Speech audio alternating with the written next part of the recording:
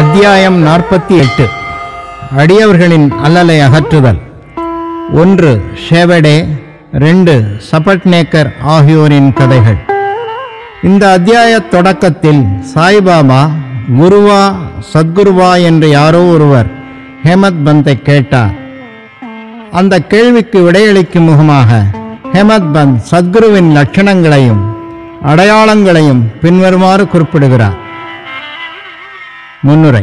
வேதம், வேதாந்தம் அல்லது சாத்திரங்கள் ஆரையும் நமக்கு கற்பிப்பவர் அல்லது மூச்சை கட்டுப்படுத்துபவர் அன்றி தமது உடம்பில் முத்திரை சின்னங்களை, விஷ்ணுவின் சங்கு சக்கர சின்னங்களை பொறித்து கொண்டிருப்பவர் அல்லது பிரம்மத்தை பற்றி இனிமையாக உபதேசம் செய்பவர் தமது சீடர்களுக்கு சில மந்திரங்களை உபதேசித்து அதை குறிப்பிட்ட தடவை ஜெபிக்கச் சொல்லி குறிப்பிட்ட நிச்சயமான காலத்தில் அதனால் ஏற்படும் பலன்களை காட்ட இயலாதவர் முடிவான தத்துவங்களை தனது வார்த்தை ஞானத்தால் அழகாக விளக்கினாலும் தனக்கு எவ்வித சொந்த அனுபவமோ ஆன்மீக உணர்வோ இல்லாதவர் எவரோ ஆகிய இவரெல்லாம் சத்குரு அல்ல.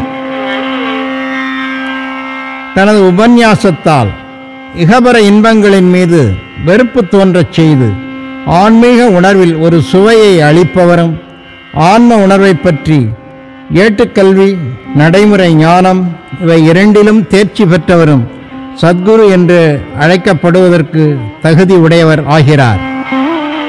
ஆன்ம உணர்வில் குறைபாடுடைய ஒருவர் அதை எங்கனம் பிறருக்கு அளிக்க இயலும்? சத்குரு என்பார் கனவிலும் கூட தனது அடியவர்களிடமிருந்து எவ்வித சேவையையோ லாபத்தையோ எதிர்பார்ப்பதில்லை. மாறாக அவர்களுக்கு சேவை செய்ய விரும்புகிறார். தாம் உயர்ந்தவர், தமது அடியவர் தாழ்ந்தவர் என்றும் அவர் எண்ணுவதில்லை. அவரை தமது புதல்வன் என்று கருதுவதோடு மட்டுமல்லாது தமக்கு சமானமானவன் அல்லது பிரம்மத்துக்கு சமமானவன் என்று கருதுகிறார். சத்குருவின் முக்கிய பண்பு அவர் அமைதியின் உறைவிடம் என்பதே. அவர் அமைதியற்றோ மன உளைவுடனோ இருந்ததே இல்லை. கற்றோன் என்ற கர்வம் அவருக்கு கிடையாது. ஏழை, பணக்காரன், உயர்ந்தவன், தாழ்ந்தவன் யாவரும் அவருக்கு ஒன்றே. முந்தைய பிறப்புகளில் செய்த நற்கருமங்களின் குவியலின் விளைவால் சாய்பாபாவை போன்ற சத்குருவை சந்தித்து தாம் அவரால் ஆசீர்வதிக்கப்படும் நல்ல அதிர்ஷ்டத்தை பெற்றதாக ஹேமத் பந்த் நினைக்கிறார். தம்முடைய இளமையான காலத்தில் கூட பாபா எதையும் சேகரிக்கவில்லை, சிலிம் என்ற புகைக்குழாயை தவிர. அவருக்கு குடும்பம் ஏதுமில்லை, நண்பர் யாரும் இல்லை, வீடு ஏதுமில்லை, எவ்வித ஆதாரமும் இல்லை. 18ஆம் வயதிலிருந்தே அவரின் மனக்கட்டுப்பாடு முழுமையானதும் அசாதாரணமானதாகவும் இருந்தது. அப்போது அவர் தனியான இடத்தில் பயமற்று வாழ்ந்தார். எப்போதும் அவர் ஆன்ம உணர்விலேயே மூழ்கியிருந்தார். தமது அடியவர்களின் தூய அன்பைக் கண்டு அவர்களின் விருப்பப்படியே அவர் எப்போதும் நடந்தார். எனவே ஒரு வகையில் அவர் அவர்கள்பால் சார்ந்தவரானார். பூத உடலின் வாழ்ந்தபோது தமது அடியவர்களுக்கு எந்த அனுபவங்களை அளித்து வந்தாரோ அதே அனுபவங்களை அவரை நேசிப்பவர்களுக்கு மகாசமாதி ஆன பின்பும் இன்றும் அளித்து வருகிறார். பக்தி, நம்பிக்கை என்ற அகவிளக்கை அவர்கள் தூய்மைப்படுத்தி அன்பெனும் திரியை ஏற்ற வேண்டும். அது செய்யப்படும் போது ஞானம், ஆன்ம உணர்வு என்னும் ஜோதி சுடர்விட்டு அதிகமாக பிரகாசிக்கும். அன்பில்லாத வெறும் ஞானம் வறண்டது. எவரும் அத்தகைய ஞானத்தை விரும்புவதில்லை. அன்பின்றி திருப்தி ஏற்படுவதில்லை. எனவே நாம் தடையற்ற, எல்லையற்ற அன்பு உடையவர்களாக இருக்க வேண்டும். அன்பை எங்கனம் நாம் புகழ்வது? அதன் முன் எதுவும் முக்கியமற்று விடுகிறது. அன்பின்றி நமது கல்வி, கேள்வி, படிப்பு யாவும் பயனற்று விடுகிறது. அன்பு உதயமாகும் போது பக்தி, பற்றின்மை, அமைதி, விடுதலை இவை யாவும் அவைகளின் அனைத்து செல்வ களஞ்சியங்களுடன் வருகின்றன. அன்பை அதை அடைய ஊக்கத்துடன் விரும்பினாலன்றி எதை கொடுத்தும் பெற இயலாது. எனவே எங்கே உண்மையான ஆர்வமும் ஏக்கமும் இருக்கின்றதோ கடவுள் தம்மைத்தாமே அவ்விடத்தில் பிரதிஷ்டை செய்து கொள்கிறார். அது அன்பை உள்ளடக்கி விடுதலைக்கு அது ஒரு வழியாகிறது. இந்த அத்தியாயத்தின் முக்கிய கதைக்கு இப்போது திரும்புவோம். ஒரு ஞானியிடம் ஒரு மனிதன் தூய உள்ளத்துடன் அல்லது அவ்விதமின்றி கள்ள உள்ளத்துடன் சென்று அவரின் காலை பிடிக்கட்டும். முடிவாக அவன் காப்பாற்றப்படுவது உறுதி. இது பின்வரும் கதைகளால் விளக்கப்படுகிறது. திரு ஷேவடே. சோலாப்பூர் ஜில்லா அக்கல்கோட்டைச் சேர்ந்த திரு சபட்நேக்கர் வக்கீலுக்கு படித்து கொண்டிருந்தார். அவருடன் படிக்கும் திரு ஷேவடே அவரை சந்தித்தார். மற்றும் பல மாணவ நண்பர்களும் ஒன்றாக கூடி தாங்கள் படிக்கும் பாடங்களை ஒப்பிட்டு பார்த்து கொண்டார்கள். அவர்களுக்குள் ஏற்பட்ட வினாவிடைகளிலிருந்தும் ஷேவடே என்பவர்தான் எல்லோரை காட்டிலும் பரீட்சைக்கு தயாரற்ற நிலையில் இருந்தார் என்று தெரிய வந்தது. எனவே மற்றவர்கள் அவரை கேலி செய்தார்கள். தாம் சரியாக படிக்கவில்லையாயினும் தமது சாய்பாபா இருப்பதால் தம்மை வெற்றியடையச் செய்வார் என்று தான் உறுதியாக நம்புவதாக கூறினார். திரு சபட்நேக்கர் இந்த கூற்றால் ஆச்சரியமடைந்தார். அவர் ஷேவடையை தனியே அழைத்து கொண்டு போய், அவர் அவ்வளவு உயர்வுபட கூறும் சாய்பாபா என்பவர் யார் என்று கேட்டார். அகமது நகர் ஜில்லா ஷிரடியில் உள்ள மசூதியில் பக்கிரி ஒருவர் வாழ்கிறார். அவர் மிக பெரும் சத்புருஷர். மற்ற ஞானிகள் இருக்கலாம், ஆனால் இவர் ஒப்பற்றவர். முன்வினையில் பல நற்கருமங்களின் பலன் பெருமளவில் குவிக்கப்பட்டு இருந்தாலன்றி ஒருவரும் அவரை பார்க்க முடியாது. நான் முழுமையும் அவரை நிச்சயம் நம்புகின்றேன். அவர் சொல்வது பொய்யாவதில்லை. அடுத்த ஆண்டு நான் தேறி விடுவேன் என்று அவர் எனக்கு உறுதி கூறியிருக்கிறார். கடைசி வருட பரீட்சையும் அவர்தம் கருணையால் நான் தேறி விடுவேன் என கூறினார். திரு சபட்நேக்கர் அவர் நம்பிக்கையைக் கண்டு சிரித்து அவரையும் சாய்பாபாவையும் கேலி செய்தார். சபட்நேக்கர். திரு சபட்நேக்கர் தமது பரீட்சையில் தேறி அக்கல்கோட்டில் குடியேறி அங்கு வக்கீலாக தொழில் நடத்தினார். இதற்கு 10 ஆண்டுகளுக்கு பிறகு, அதாவது 1913ஆம் ஆண்டில் தொண்டையில் வந்த வியாதி காரணமாக அவரது ஒரே மகனை அவர் இழந்தார். அது அவர் உள்ளத்தை பிளந்தது. பண்டரிபுரம், கங்காபூர் மற்றும் பல புனித கஷேத்திரங்களுக்கு அவர் கஷேத்திராடனம் செய்து அமைதியை தேடினார். அவருக்கு மன அமைதி கிடைக்கவில்லை. பின்னர் வேதாந்தம் கற்கத் தொடங்கினார். அதுவும் அவருக்கு பயனளிக்கவில்லை. இந்த தருணத்தில் தமது நண்பரான ஷேவடே பாபாவை பற்றி கூறியதும் பாபாவின் மேல் அவருக்குள்ள நம்பிக்கையையும் சபட்நேக்கர் நினைவு கூர்ந்தார். தாமும் ஷீரடிக்கு சென்று பாபாவை காண வேண்டுமென்று அவர் எண்ணினார். தம் தம்பி பண்டித் ராவுடன் அவர் ஷீரடிக்கு சென்றார். பாபாவை தூரத்திலிருந்து காண மிகவும் மகிழ்ச்சியடைந்தார். அவர் அருகே சென்று வீழ்ந்து பணிந்து பக்தியுடன் ஒரு தேங்காயை முன்னே வைத்தபோது, போ வெளியே என்று பாபா கூச்சலிட்டார். சபட்நேக்கர் தலை குனிந்து கொண்டு பின்னால் நகர்ந்து போய் வேறு பக்கம் அமர்ந்திருந்தார். மேற்கொண்டு என்ன செய்ய வேண்டும் என்பதை அவர் யாரிடமாவது கலந்து ஆலோசிக்க விரும்பினார். யாரோ பாலா ஷிம்பியின் பெயரை குறிப்பிட்டார்கள். சபட்நேக்கர் அவரை சந்தித்து அவருடைய உதவியை வேண்டினார். அவர்கள் பாபாவின் போட்டோக்களை வாங்கி கொண்டு அவற்றுடன் மசூதிக்குள் வந்தார்கள். பாலா ஷிம்பி ஒரு போட்டோவை எடுத்து பாபா கையில் கொடுத்து, அது யார் போட்டோ என்று கேட்டார். பாபா சபட்நேக்கரை காண்பித்து, இது அவரது காதலன் போட்டோ என்று கூறிவிட்டு சிரித்தார். எல்லோரும் சிரித்தார்கள். பாலா பாபாவை அந்த சிரிப்பின் குறிப்பு என்ன என்று கேட்டுக்கொண்டே சபட்நேக்கரை முன்னால் வந்து தரிசனம் செய்து கொள்ளும்படி சபிஞை செய்தார். சபட்நேக்கர் வீழ்ந்து கும்பிடத் தொடங்குகையில் பாபா மீண்டும் போ வெளியே என்று கூச்சலிட்டார். சபட்நேக்கருக்கு என்ன செய்வதென்றே புரியவில்லை. பின்னர் இருவரும் பாலா சபட்நேக்கர் கைகோர்த்து பாபாவின் முன் அமர்ந்து பிரார்த்தனை செய்தார்கள். பாபா முடிவாக சபட்நேக்கரை உடனே வெளியே போகும்படி கட்டளையிட்டார். இருவரும் வருத்தமடைந்து மனமுடைந்து போனார்கள்.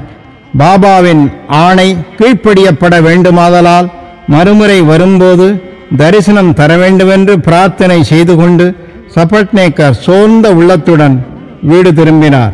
திருமதி சபட்நேக்கர் ஓராண்டு ஓடியது. எனினும் அவர் மனம் அமைதியடையவில்லை. கங்காபூருக்கு சென்றார். அங்கு அவர் இன்னும் அதிகமான மனக்கலக்கத்தை அடைந்தார். பின்னர் ஓய்வுக்காக மதேகாங் சென்றார். பின்னர் முடிவாக காசிக்கு செல்ல தீர்மானித்தார். புறப்படுவதற்கு 2 தினங்களுக்கு முன் அவரின் மனைவி ஒரு கனவு கண்டாள். அந்த கனவில் தான் ஒரு மண்பானையுடன் லாக்கட்சாவின் கிணற்றுக்கு போய்க் கொண்டிருப்பதாகவும் வேப்ப மரத்தடியில் ஒரு துண்டை தலையில் கட்டிக்கொண்டு ஒரு பக்கிரி அமர்ந்திருப்பதையும் அவள் அருகில் வந்து, அன்புள்ள பெண்ணே, எதற்காக ஒன்றுமில்லாத ஆயாசம், நான் உனது பானையில் தண்ணீர் நிரப்பித் தருகிறேன் என்று கூறியதாகவும் கண்டாள்.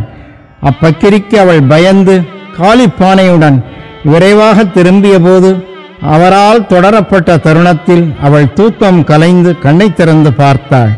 இந்த கனவை பற்றி தன் கணவனிடம் கூறினாள். இது ஒரு புனிதமான நேரம் என்று அவர்கள் நினைத்து ஷீரடிக்கு புறப்பட்டார்கள். அவர்கள் மசூதியை அடைந்தபோது பாபா அங்கு இல்லை. லெண்டி தோட்டத்துக்கு சென்றிருந்தார். அவர் திரும்பி வரும் வரையில் காத்திருந்தார்கள். அவர் திரும்பி வந்ததும் அவள் கனவில் கண்ட அந்த பக்கிரியின் தோற்றம் பாபாவுடன் சரியாக ஒத்திருந்ததைக் கண்டு அவள் ஆச்சரியமடைந்தாள். பணிவுடன் அவள் பாபாவின் முன் வீழ்ந்து வணங்கிவிட்டு அவரை நோக்கி அமர்ந்திருந்தாள். அவளது பணிவைக் கண்டு பாபா மிகவும் மகிழ்ச்சியடைந்து அவருக்கே உரிய விதத்தில் விசித்திரமான பாணியில் மூன்றாமவர் ஒருவரிடம் ஒரு கதை சொல்லத் தொடங்கினார். எனது புயம், அடிவயிறு, இடுப்பு எல்லாம் நீண்ட நாட்களாக வலித்து கொண்டிருந்தன. பல மருந்துகளை சாப்பிட்டேன், வலி குறையவில்லை. மருந்துகள் எவ்வித நிவாரணத்தையும் அளிக்கவில்லை. ஆதலால் நான் மருந்துகளின் மேல் வெறுப்படைந்தேன். ஆனால் இப்போது திடீரென்று எல்லா வலிகளும் நீங்கிவிட்டதைக் கண்டு ஆச்சரியமடைகிறேன் என்றார். எவ்வித பெயரும் சொல்லப்படவில்லை. ஆயினும் உண்மையில் அது திருமதி சபட்நேக்கரின் கதையே ஆகும். பாபா விவரித்தபடியாகவே அவளது வலி உடனே நீங்கிவிட்டது. அவள் மகிழ்ச்சி அடைந்தாள். பின் சபட்நேக்கர் தரிசனம் செய்து கொள்ள முன்னால் சென்றார். அவர் மீண்டும் முந்தைய வெளியே போ என்ற வார்த்தைகளுடன் வரவேற்கப்பட்டார். இந்த முறை அவர் தவறுக்கு வருந்துபவராகவும் இன்னும் விடாமுயற்சி உள்ளவராகவும் இருந்தார். தனது முந்தைய வினைகளே பாபாவின் அதிருப்திக்கு காரணம் என்று சொல்லி அதற்கு ஈடு செய்ய தீர்மானித்தார். பாபாவை தனியாக கண்டு தனது முந்தைய வினைகளுக்காக மன்னிப்பு கேட்டுக்கொள்ள முடிவு செய்தார். இதையே செய்தார். தனது தலையை பாபாவின் பாதத்தின் மீது வைத்தார். பாபா தமது கையை அவர் தலை மீது வைத்தார். பாபாவின் கால்களை சபட்நேக்கர் கீழே அமர்ந்து வருடத் தொடங்கினார். பின்னர் ஆடு மேய்க்கும் ஆய்மகள் ஒருத்தி பாபாவின் இடுப்பை உட்கார்ந்து பிடித்துவிடத் தொடங்கினாள். பாபா தமக்கே உரிய பாணியில் ஒரு பனியா வணிகனின் கதையை சொல்லத் தொடங்கினார். அவனது வாழ்க்கை முழுவதிலும் ஏற்பட்ட மாறுதல்களை, அவனது ஒரே மகன் இறந்தது உட்பட அனைத்தையும் எடுத்துரைத்தார். பாபா கூறிக்கொண்டிருந்த கதை முழுவதும் தன்னுடையதே என்று அறிந்து சபட்நேக்கர் ஆச்சரியம் அடைந்தார். பாபாவுக்கு அதன் ஒவ்வொரு விவரமும் தெரிந்தது கண்டு அதிசயமடைந்தார். அவர் நிறைபேர் அறிவுடையவர் என்றும் அனைவரின் இதயங்களையும் அறிந்திருப்பவர் என்றும் அறியலானார். இந்த எண்ணம் அவர் மனதுக்கு வந்தபோது பாபா ஆடு மேய்க்கும் பெண்ணை நோக்கி சபட்நேக்கரை சுட்டி காண்பித்து, இந்த ஆள் அவரது குழந்தையை நான் கொன்றுவிட்டதாக என் மீது பழி சுமத்தி திட்டுகிறார். நான் மக்களின் குழந்தைகளை கொல்கிறேனா? ஏன் இவர் மசூதிக்கு வந்து அழுகின்றார்? நான் இப்போது இதை செய்கிறேன். அதே குழந்தையை மீண்டும் அவரது மனைவியின் கருப்பையில் கொண்டு வந்து வைக்கிறேன் என்று கூறினார். இந்த வார்த்தைகளை சொல்லிக்கொண்டே தமது ஆசி நல்கும் கரத்தை அவர் தலைமீது வைத்து, இந்த பாதங்கள் தொன்மையானவை, புனிதமானவை. இப்போது உனக்கு கவலை இல்லை. என் மீது முழு நம்பிக்கையையும் வை. நீ சீக்கிரத்தில் உனது குறிக்கோளை எய்துவாய் என்று கூறி தேற்றினார். சபட்நேக்கர் மிகவும் உணர்ச்சி வசப்பட்டு பாபாவின் பாதங்களை தனது கண்ணீரால் கழுவிவிட்டு தனது இருப்பிடத்தை அடைந்தார். பின்னர் அவர் பூஜை, நைவேத்தியம் இவைகளை தயார் செய்து கொண்டு மனைவியுடன் மசூதிக்கு வந்தார். தினந்தோறும் அவர் இவைகளை பாபாவுக்கு சமர்ப்பித்து அவரிடமிருந்து பிரசாதம் பெற்று கொண்டிருந்தார். மசூதிக்குள் கூட்டமாக இருந்தது. சபட்நேக்கர் அங்கு சென்று மீண்டும் மீண்டும் வணங்கிக் கொண்டிருந்தார். தலையோடு தலைகள் மோதிக்கொள்வதைக் கண்ட பாபா சபட்நேக்கரை நோக்கி, ஓ, நீ ஏன் அடிக்கடி வணங்கிக் கொண்டிருக்கிறாய் என்று கேட்டார். பணிவுடனும் அன்புடனும் செய்யும் ஒரு நமஸ்காரமே போதும் என்றார். அன்றிரவு முன்னரே விவரிக்கப்பட்ட சாவடி ஊர்வலத்தை சபட்நேக்கர் கண்டு களித்தார். ஊர்வலத்தின் போது பாபா பாண்டுரங்கன் மாதிரியே காட்சியளித்தார். மறுநாள் விடைபெறும் போது தட்சிணையாக 1 ரூபாய் கொடுக்க வேண்டுமென்றும் பாபா மீண்டும் கேட்டால் இல்லை என்று சொல்லாமல் பிரயாணம் செய்வதற்கு போதுமான பணத்தை ஒதுக்கி வைத்துக்கொண்டு மேலும் ₹1 கொடுக்க வேண்டும் என்று நினைத்தார். மசூதிக்கு அவர் சென்று ₹1 அளித்தபோது அவருடைய எண்ணப்படியே பாபா மேலும் ₹1 கேட்டார். அது கொடுக்கப்பட்ட போது பாபா இதை கூறி ஆசீர்வதித்தார். இந்த தேங்காயை எடுத்து உனது மனைவியின் சேலை முந்தானையில் போட்டுவிட்டு எவ்வித கவலையும் படாமல் சௌகரியமாக போய் வா என்றார். அவரும் அங்கனமே செய்தார். 1 வருடத்துக்குள் அவருக்கு ஒரு மகன் பிறந்தான். 8 மாத குழந்தையுடன் அவ்விருவரும் ஷீரடிக்கு வந்தனர். அக்குழந்தையை பாபாவின் காலடியில் வைத்து, ஓ சாயிநாத், தங்கள் உதவிக்கு என்ன கைமாறு செய்வது என்று நாங்கள் அறியாமல் இருக்கிறோம். எனவே தங்கள் முன் வீழ்ந்து பணிகிறோம். எளிய ஆதரவற்ற எங்களை ஆசீர்வதிக்க வேண்டுகிறோம். இனி தங்களின் புனித பாதங்களே எங்களது ஒரே அடைக்கலமாக இருக்கட்டும். பற்பல எண்ணங்கள் கனவிலும் நனவிலும் எங்களை தொல்லைப்படுத்துகின்றன. எங்கள் மனதை அவைகளிலிருந்தெல்லாம் தங்கள் வழிபாட்டுக்கு திருப்பி எங்களை ஆசீர்வதிக்க வேண்டுகிறோம் என பிரார்த்தித்தார்கள். புத்திரனுக்கு முரளீதர் என்று பெயரிடப்பட்டது. பின்னர் பாஸ்கர், தினகர் என்ற இருவரும் பிறந்தார்கள். இங்கனமாக சபட்நேக்கர் தம்பதிகள் பாபாவின் மொழிகள் பொய்ப்பதில்லை என்றும் நிறைவேறாமல் போவதில்லை என்றும் மற்றும் முற்றிலும் உண்மையாகவே நிகழ்கின்றன என்றும் கண்டனர். ஸ்ரீ சாயை பணிக. அனைவருக்கும் சாந்தி நிலவட்டும்.